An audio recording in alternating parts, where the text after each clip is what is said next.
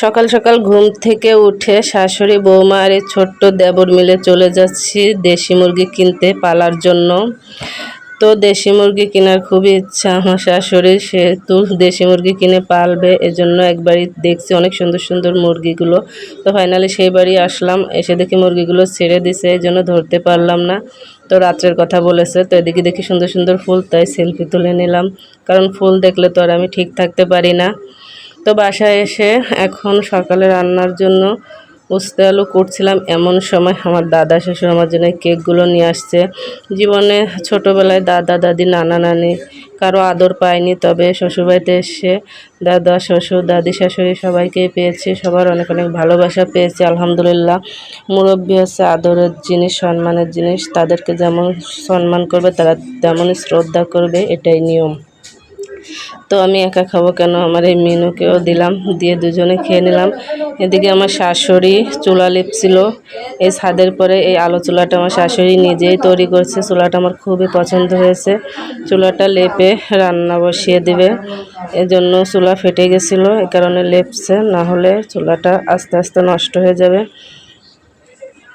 তো চুলাটা কার কাছে কেমন লাগছে অবশ্যই কমেন্টে জানাবেন, আমার কাছে তো চুলাটা অনেক ভালো লাগছে।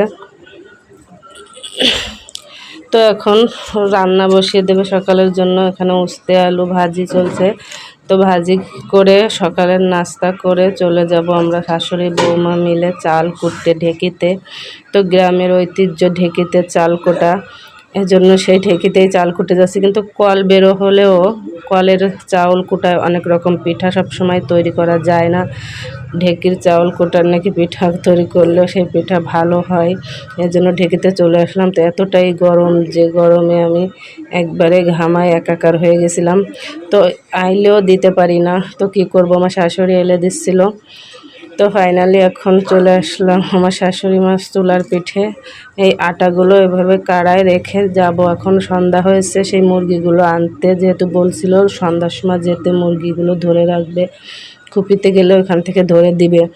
তো এত সুন্দর করে আটাটা কাড়াই রেখে আমরা দুজনে যাওয়ার পরে দেখে আমার দাদি শাশুড়ি সে আটার ভিতরে পানি দিয়ে সেই ডোটাকে এমনভাবে নরম করে রাখছে। তো এতটাই মেজাজ খারাপ লাগছে, তারপরে কি করব, মুরব্বী মানুষ দিক হারাই ফেলছে। তো অনেক কষ্টে রুটিগুলো তৈরি করছি, মনে হচ্ছে যে আমি রুটি তৈরি করতে পারি না, কিন্তু গাইজ বিশ্বাস করেন আমি অনেক সুন্দর রুটি তৈরি করতে পারি। তো আটা যদি সেনা না হয় ঠিকমতো আর ডোটা যদি সুন্দরভাবে পারফেক্টলি না হয়, তাহলে আসলে রুটিগুলো যতই চেষ্টা করো না কোনো সৌন্দর্য আসবে না। তো যাই হোক, তৈরি করে নিলাম, ফেলে তো আর দেওয়া যাবে না। আর আমার শাশুড়ি মা এদিকে তরকারি রান্না করছে। তো রান্না বান্না প্রায় শেষের পথে, ভিডিওটা এই পর্যন্ত। সবাই ভালো থাকবেন, সুস্থ থাকবেন, আল্লাহ হাফেজ। এবং আমার পেজটাকে ফলো দিয়ে ভালোবাসা দিয়ে পাশে থাকবেন ও পাশে রাখবেন।